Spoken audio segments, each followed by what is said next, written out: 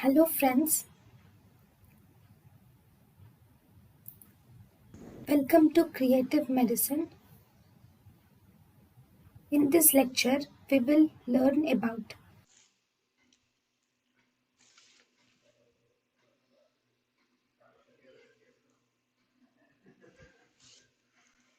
Obstructive pattern of the diseases. In obstructive lung diseases, actually there is an obstruction in the airway.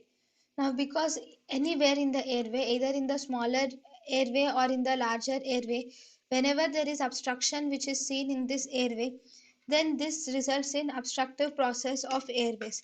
Here, because of obstruction, there is decreased expiratory flow.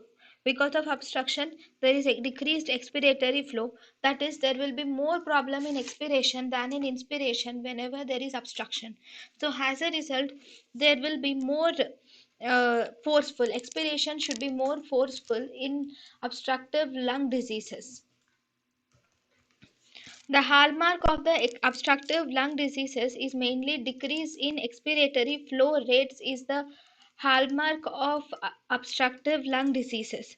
Now, in obstructive lung diseases, if you see the forced expiratory volume in 1 second, in obstructive lung diseases, forced expiratory volume in 1 second divided by forced vital capacity ratio is reduced.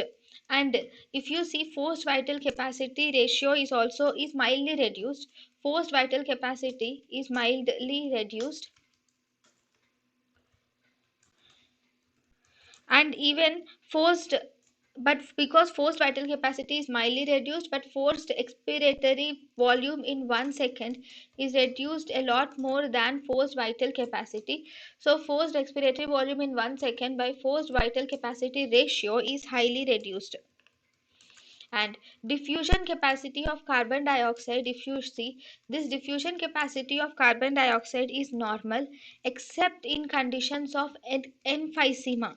In conditions of emphysema, this diffusion capacity of lung capacity is decreased in case of emphysema, but normally the diffusion capacity is normal.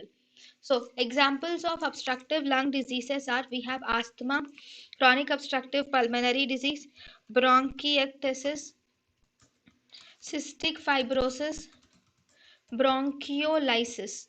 Bronchiolitis. So these are the obstructive lung diseases. thank you and thank you for watching.